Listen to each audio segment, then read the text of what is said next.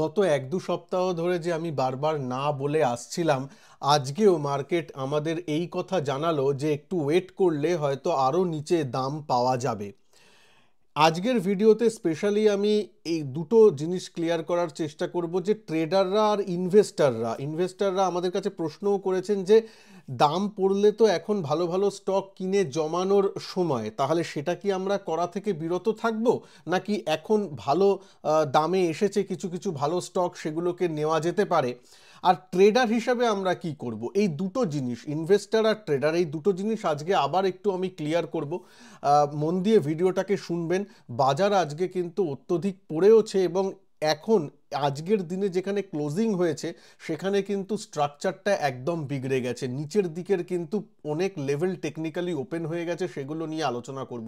চলুন শুরু করি। প্রথমে একটু কনটেক্সট দেওয়ার জন্য বিদেশের মার্কেটও দেখি, ইউএসের মার্কেটকে যদি দেখি উপর থেকে, আমি এখন ইউএসের ফিউচার ওপেন করে রেখেছি যেহেতু ফিউচার মার্কেট এখন চলছে, ক্যাশ মার্কেট একটু বাদে ওপেন হবে। এখানে যদি আমরা দেখি উপর থেকে প্রায় 5%-এর মতো S&P 500 একটু কারেক্ট করেছে।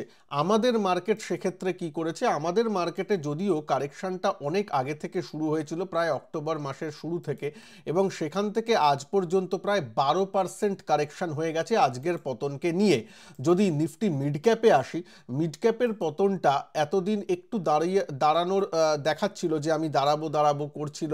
আমি কিন্তু আগের ভিডিওতে বলেছিলাম যে নিফটি যেহেতু 200 মুভিং অ্যাভারেজ ভেঙে বন্ধ দিয়েছে, এখন কিন্তু ক্যাচ আপ করতে পারে small cap and mid cap. আজকে কিন্তু সেটা দেখিয়েছে, মিড ক্যাপ স্মল ক্যাপ আজকে 4%-এর মতো ইন্ডেক্স লেভেলে কারেকশন দিয়েছে। এক একটা স্টক তো প্রায় 5%, 10%ও কারেকশন হয়েছে।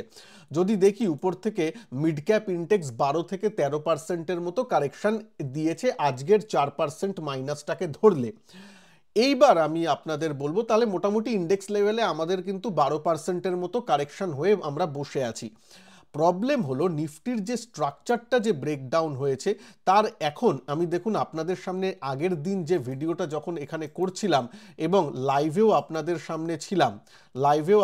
সামনে এখানে ছিলাম, এবং তার আগের দিনের ভিডিওতে আমি বারবার বলেছিলাম একদম ইনভেস্টমেন্ট করা উচিত নয়। এই জিনিসটাকে অনেকে হয়তো অন্যভাবে নিয়েছেন, আমি আবার ক্লিয়ার করছি। ইনভেস্টমেন্ট করা উচিত নয় মানে কি, একটা দুটো উদাহরণ দিয়ে বলি। আমি কি ইনভেস্টমেন্টের একদম বিরুদ্ধে নই।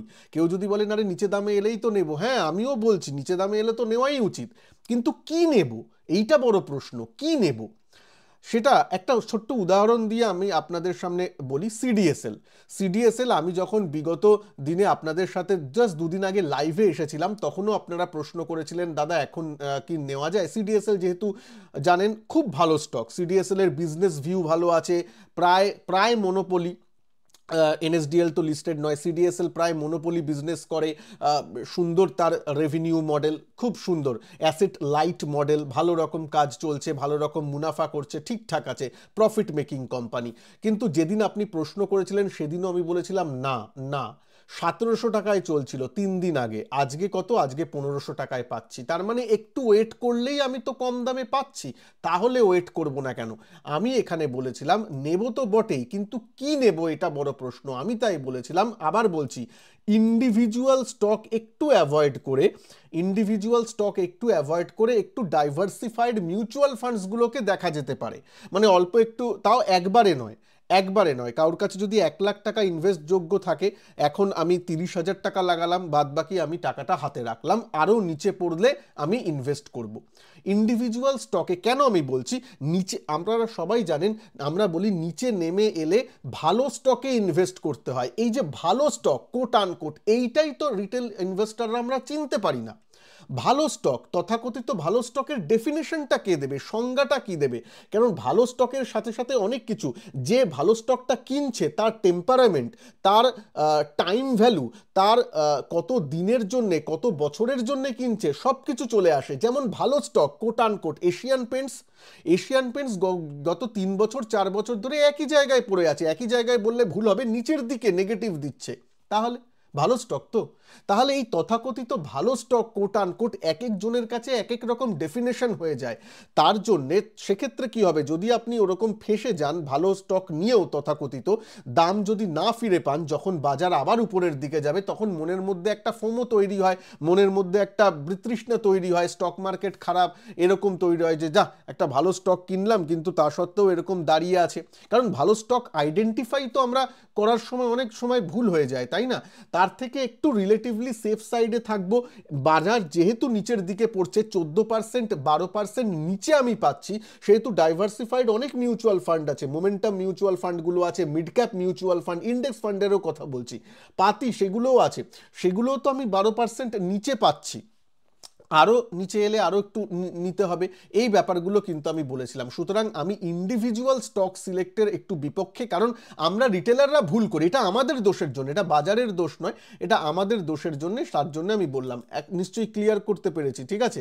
সুতরাং ইনভেস্টমেন্ট করতে পারি না কেন, পারি, কিন্তু ভালো স্টক কোট আনকোট ভালো স্টক আমাকে খুঁজতে হবে, বা সেটা যদি কঠিন মনে হয় তাহলে আমরা চলে যাব মিউচুয়াল ফান্ডের আশ্রয়, ইন্ডেক্স পাতি ইন্ডেক্স মিউচুয়াল ফান্ড নিলেও কাজগুলো হয়ে যায়। দেখুন, আমি আপনাদের সামনে এই দাগটা এর আগের ভিডিওতে টেনেছিলাম, সেই দাগের কাছাকাছি আসতে চলেছে 22,700, 23,000 থেকে 22,700 সাপোর্ট, আজকে তো 23,000 এসেই গেল প্রায় বলতে গেলে। আমি যেদিন ভিডিওটা করেছিলাম 1-2 দিন আগে, তখনও মনে করি ভাবিনি যে 1-2 দিনের মধ্যেই এখানে চলে আসবে।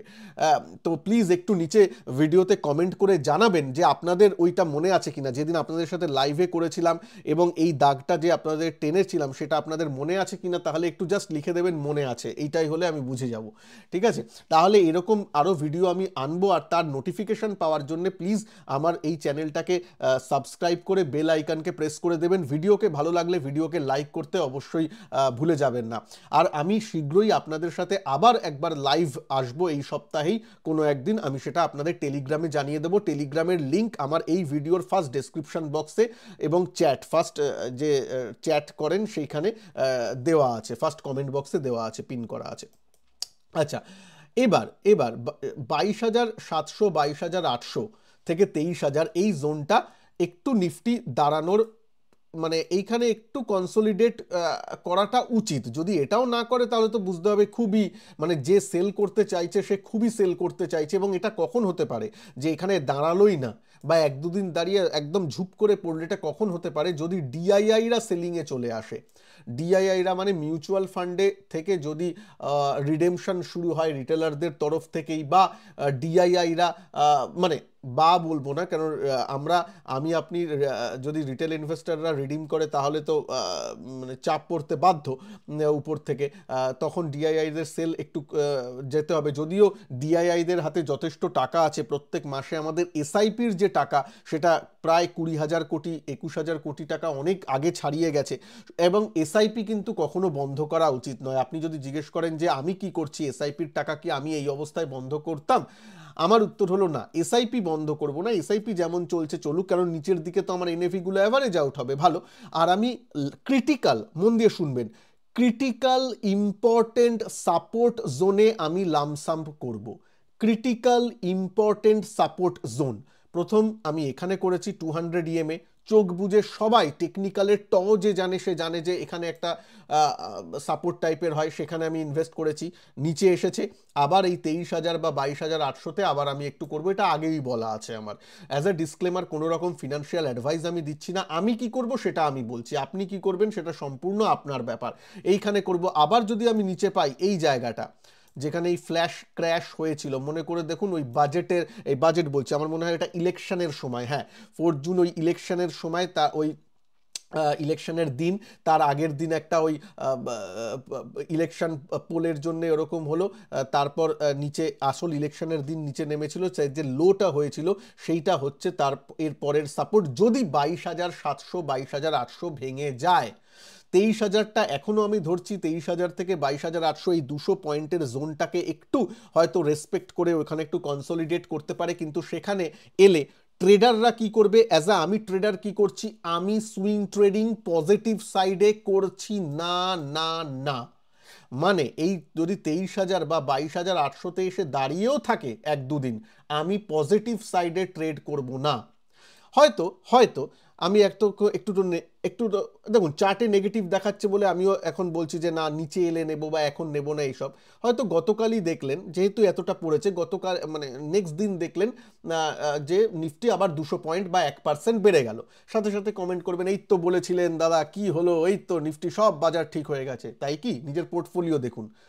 এত 12% পড়ার পর হঠাৎ করে 1% বাড়াটাকে সব ভালো হয়ে গেছে বলা যায় না। ভালো কখন হবে? এই যে আবার বলছি, অ্যাটলিস্ট 200 মুভিং অ্যাভারেজের উপরে যাক, যেটা 23,600 উপরে বা 23,700 উপরে যাক, প্রথম কথা। দ্বিতীয় কথা হচ্ছে 24,500, যেটা অনেক দূরে। এই দুটো লেভেলের উপরে যদি যায় তখন আমি মনে করব যে হ্যাঁ নিফটিতে আপাতত যে সংকট ছিল সেটা অল্প হলেও মোচন হয়ে গেছে, তার আগে কিন্তু নয়। ঠিক আছে, এটা মনে রাখার দরকার আছে। কালকে যদি 200 পয়েন্ট বেড়েও যায় তাহলেও আমার ভিউ পার্সোনালি একই থাকবে এবং মার্কেট উইকই থাকবে টেকনিক্যালি। আচ্ছা, সুতরাং পরের লেভেল 22,700 থেকে 22,800, এই জোনগুলো ঠিক আছে, 100-200 পয়েন্ট প্লাস মাইনাস করে নেবেন। তারপরের জোন এখানে, যদি এখানে আসে, তারপর আমি ভাবতেও পারিনি এত তাড়াতাড়ি এই জোনটাকে আঁকতে হবে 21,600 বা 21,500, কিন্তু আটলিস্ট তাই তো আসছে। বা তার আগেও যদি বলেন 22,400, 22,500 তো আসছে। যাই হোক, 23,000টা ভাঙলে তখন আরেকটু দেখা যাবে। তবে আবার আমি বলবো যারা ইনভেস্ট করছেন তাদেরকে রিকোয়েস্ট করব ভালো কোয়ালিটি স্টকে থাকুন, তাহলে ঠিক আছে। আর একটু যদি ওয়েট করতে পারেন, করলে হয়তো নিচের দামে আমি পাবো, তাহলে আজকেই আমার পুরো টাকাটা লাগাবো না। ব্যাপারটা বোঝার চেষ্টা করুন। ইনভেস্টমেন্ট করারও একটা স্টাইল আছে, যতই ভালো স্টক হোক না কেন। আমার ভালো স্টক ঠিক আছে, সবই বুঝলাম, ভাও তো একটা মেন আছে। আপনার ধরুন একটা মোবাইল খুব ভালো লাগে, এই মোবাইলটা নিতে আপনার খুব ইচ্ছা, কিন্তু দাম ধরুন একটা খুব বেশি দামে বিক্রি করছে। হ্যাঁ, সেটা তো নয়, জানেন আপনি কিছুদিন বাদে ওয়েট করলে হয়তো আমি সস্তায় পেতে পারি, তাহলে একটু ওয়েট করি না। আর যদি সস্তায় নাও পাই, আমার তো ভিশন 10 বছর বাদে, পরে দেখা যাবে। এখন আমি, আর যদি আমি নিও, ধরুন না আমার আজকেই নিতে হবে, ঠিক আছে আমি আজকেই নিলাম, পুরো টাকাটা কমিট করব না। যদি আমি 20,000 টাকা কোথাও নিবেশ করতে চাই, আমি সেখানে 10,000 টাকা নিবেশ করব আর 10,000 হাতে রাখি। যদি বাজার আরও নিচে আসে আমার হাতে কিছু টাকা থাকবে, এই মেন্টালিটিটা রাখতে হবে। আর আরেকটু সেফ সাইডে থাকার জন্য mutual fund is a good vehicle. আমি শীঘ্রই আবার বলেছি, এই সপ্তাহে হয়তো মিউচুয়াল ফান্ডের উপর একটা ডিটেলস ভিডিও আনবো, একটা ইন্ডেক্স ফান্ডের উপর আনবো, আর একটা ডাইরেক্ট ফান্ডের উপর আনবো। তারপর আপনাদের সাথে লাইভ কিউএনএও করবো, একদম লাইভে এসে আপনাদের প্রশ্নের উত্তর। সুতরাং এই সপ্তাহে কিন্তু খুব ইন্টারেস্টিং হতে চলেছে। প্লিজ আপনারা চ্যানেলকে সাবস্ক্রাইব করে রাখুন। আর যারা আমার সাথে লাইভ মার্কেটে থেকে এই জিনিসগুলো শিখতে চান, যেমন আজকেও আমি লাইভ মার্কেটে ছিলাম এবং কিছু নিফটিতে আজকে শর্ট ট্রেডও আমি করেছি, তার কার্যকারণগুলো আমি স্টুডেন্টের সাথে শেয়ার করেছি এক্সেট্রা। সেগুলো যদি জানতে চান, বুঝতে চান, শিখতে চান টেকনিক্যাল অ্যানালিসিস, তাহলে আমার ভিডিওর নিচে জয়েন বাটন আছে, ক্লিক করে জয়েন করে নেবেন। ভালো থাকবেন, নমস্কার, জয় হিন্দ, বন্দে মাতরম।